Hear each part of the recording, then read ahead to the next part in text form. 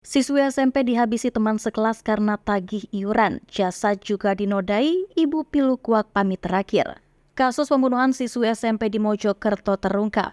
Seorang siswi SMP dihabisi teman sekelas karena tagih iuran. Siswi SMP yang dihabisi temannya itu adalah AE alias Rara yang berusia 15 tahun. Ia bersekolah di SMP Negeri 1 Kemelagi.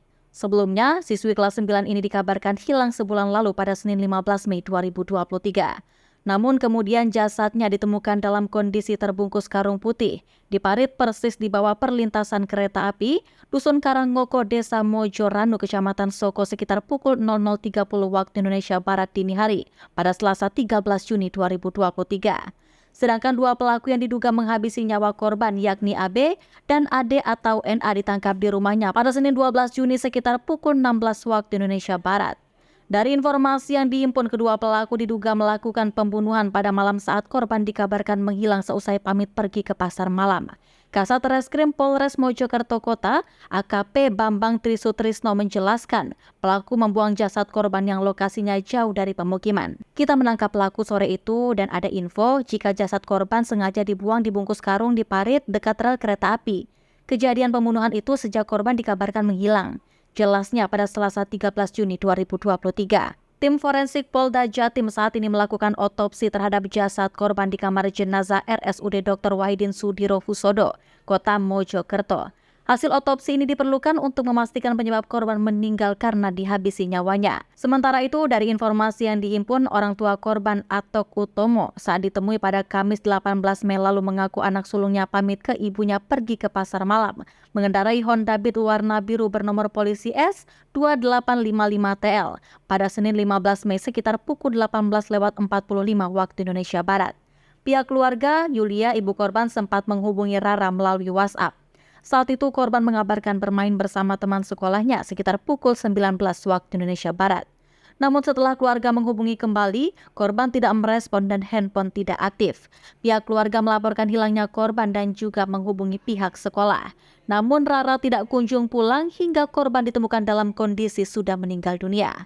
Kini motif pembunuhan pun terungkap. Kapolres Mojokerto Kota AKBP Wiwit Adi Satria mengatakan, polisi melakukan penyelidikan dan menemukan bukti petunjuk berupa handphone milik korban yang berada di tangan warga membeli di salah satu toko seluler. Dari pengakuan pemilik toko yang bersangkutan menerima handphone itu dari terduga pelaku AB. Dari keterangan saksi-saksi yang diperkuat dengan bukti petunjuk itu, polisi akhirnya berhasil menangkap dua pelaku pembunuhan tersebut. Dari handphone itulah ada di seseorang melakukan penyelidikan didapat informasi terkait keberadaan terduga pelaku. Jelasnya di Mapolres Mojokerto Kota pada Selasa 13 Mei 2023. Ini pelakunya ada dua. Yang satu ini masih anak, kebetulan satu kelas korban, dan pelaku kedua dewasa adalah teman dari AB, ungkap dia. Ia mengungkapkan motif sementara pembunuhan siswi SMP ini adalah pelaku memiliki rasa dendam kepada korban. Korban merupakan bendahara kelas dan saat itu pelaku tidur lalu dibangunkan ditagih bayar iuran kelas selama 2 bulan.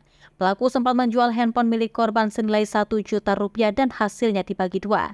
Sedangkan motor korban Honda Beat warna biru bernomor polisi S2855TL disimpan di rumah pelaku AB. Jadi pelaku ini dendam saat dibangunkan korban menagih uang iuran selama 2 bulan. Dia belum bayar. Yang setiap minggu itu ada 5.000 dan ini sampai 40.000 rupiah. Beber dia. Hasil otopsi sementara di tim lab for Polda Jatim juga korban meninggal akibat kekurangan oksigen diduga dicekik pelaku AB. Korban dihabisi di belakang rumah pelaku. Dari pengakuan pelaku mencekik korban sehingga sampai kehabisan oksigen dan meninggal dunia. Eksekutor ini adalah malah pelaku anak, teman korban sekelas, ucap Wiwit. Masih kata Wiwit, pihaknya kini mendalami kasus ini lantaran pelaku dewasa NA diduga sempat melakukan persetubuhan terhadap korban. Jadi setelah dieksekusi masih kita dalami karena informasi yang kami dapatkan, pelaku yang dewasa ini sempat melakukan ruda paksa sebanyak 2 kali. Informasi ini masih terus kita dalami dan korban kemungkinan besar sudah meninggal, pungkas dia. Ditambahkannya pelaku anak di bawah umur tetap diproses di peradilan anak termasuk juga pelaku dewasa di pengadilan umum.